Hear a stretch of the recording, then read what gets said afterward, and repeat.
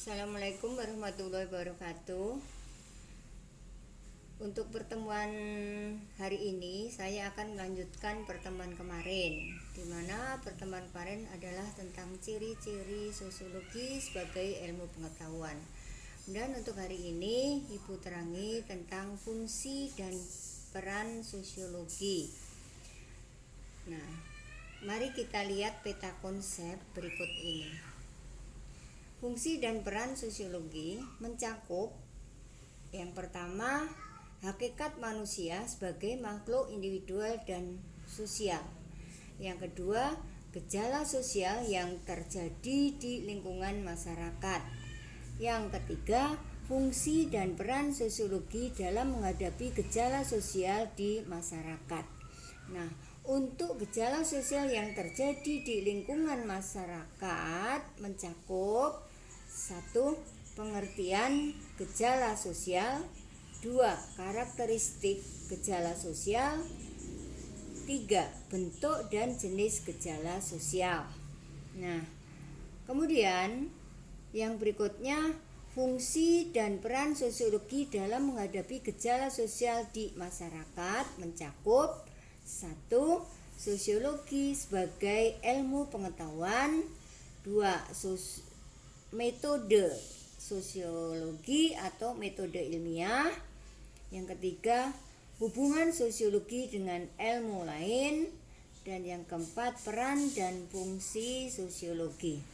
Nah, untuk pertemuan hari ini yang akan Ibu jelaskan adalah tentang hakikat manusia sebagai makhluk sosial dan individual dan gejala sosial yang terjadi di lingkungan masyarakat yang mencakup pengertian gejala sosial, karakteristik gejala sosial, dan bentuk-bentuk gejala sosial.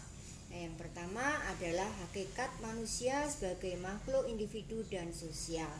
Manusia sebagai makhluk individu itu tentu saja manusia itu terdiri dari manusia fisiknya, yang membedakan antara manusia yang satu dengan yang lainnya adalah tentang fisiknya, kemudian juga kejiwaannya, sifatnya, kemudian dari keturunannya, biologisnya. Kemudian sebagai makhluk sosial di sini adalah manusia dimanapun tidak bisa hidup sendiri. Jadi manusia membutuhkan orang lain untuk bergaul, berinteraksi, dan lain sebagainya. Di mana di sini manusia membentuk suatu kelompok untuk kepentingan diri sendiri atau kepentingan individual dan kepentingan sosial atau kepentingan orang lain. Nah, itu yang dikatakan hakikat manusia sebagai makhluk individual dan sosial. Nah, berikutnya gejala sosial yang terjadi di lingkungan masyarakat itu mencakup tentang pengertian gejala sosial. Apa toh pengertian gejala sosial? Pengertian gejala sosial adalah fenomena-fenomena yang terjadi di dalam masyarakat. Nah, kalau fenomena itu terjadi secara terus-menerus maka akan menjadi masalah sosial. Kemudian yang berikutnya adalah karakteristik gejala sosial. Nah, karakteristik gejala sosial nanti kita lanjutkan, dan sekarang kita bahas tentang bentuk dan jenis gejala sosial. Apa sih bentuk dan gejala dan jenis gejala sosial itu? Yang pertama di sini bentuknya ekonomi.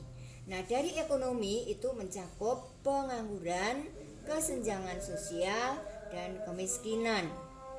Kemudian yang kedua dari bidang budaya. Dari budaya itu mencakup tawuran. Biasanya di sini tawuran pelajar ataupun tawuran antar kampung. Kemudian kenakalan remaja. Kenakalan remaja ini banyak.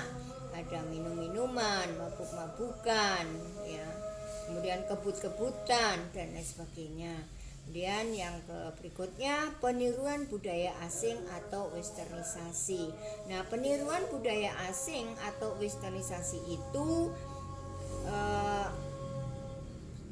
adalah kita meniru kebudayaan asing tanpa diserap terlebih dahulu, tanpa disesuaikan dengan budaya kita sendiri. Itu namanya westernisasi atau peniruan budaya asing yang membuat kita menjadi negatif. Kemudian berikutnya lingkungan alam. Lingkungan alam mencakup pencemaran lingkungan.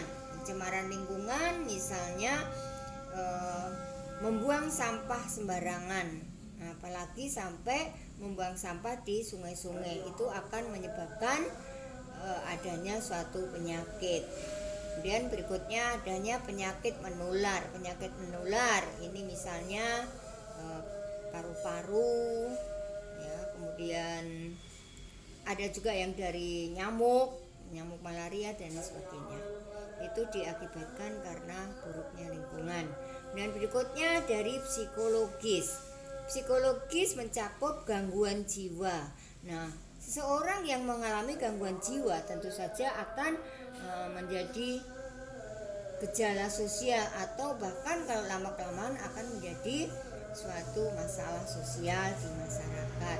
Kemudian aliran sesat. Seseorang yang mengikuti aliran sesat, maka mereka akan termakan ke dalam aliran sesat itu, sehingga mereka dalam pergaulan tentu saja kurang bagus. Berikutnya di organisasi jiwa. Nah, di organisasi jiwa ini juga akan menyebabkan terjadinya suatu gejala sosial. Kemudian karakteristik gejala sosial. Karakteristik gejala sosial di sini ada 9. Yang pertama adalah gejala sosial tidak bisa diprediksi. Nah, tidak bisa diprediksi. Bagaimana terjadi, kapan terjadi, tidak bisa diprediksi. Kemudian gejala sosial sangat kompleks. Gejala sosial banyak sekali hubungannya yang satu dengan yang lainnya, jadi sangat kompleks. Kemudian kualitatif. Kualitatif di sini gejala sosial itu tidak bisa diukur dengan menggunakan angka, ya, tetapi seberapa sih gejala sosial itu ada, seberapa sih kenakalan remaja. Nah, kita tidak bisa menghitung dengan angka, itu namanya kualitatif. Berikutnya kurang objektif. Dalam gejala sosial tentu saja tidak akan objektif, karena orang kalau ngomong, oh si A begini, nah itu tentu saja ditambah-tambah mungkin sesuai dengan kepribadian masing-masing. Itu yang dikatakan kurang objektif juga. Kemudian tidak bersifat universal. Dalam gejala sosial itu tidak sendirian, tetapi ada beberapa kaitannya. Kemudian bersifat dinamis. Gejala sosial bersifat berubah-ubah tentu saja sesuai dengan perkembangan zaman.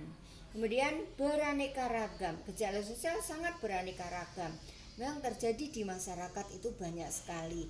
Adanya pengangguran, kemiskinan, kemudian adanya penjambretan, adanya pelanggaran lalu lintas, itu termasuk gejala sosial. Itu makanya dikatakan beraneka ragam. Kemudian sulit dipahami. Ya, gejala sosial akan sulit dipahami. Karena apa? Karena di sini misalnya terjadi suatu tawuran pelajar. Apa sih sebabnya? Kapan terjadi? Dan itu akan sulit dipahami karena masing-masing akan sulit untuk ditanya, ya, bagaimana kebenarannya, atau sulit dideteksi. Kemudian berikutnya bersifat positif dan negatif.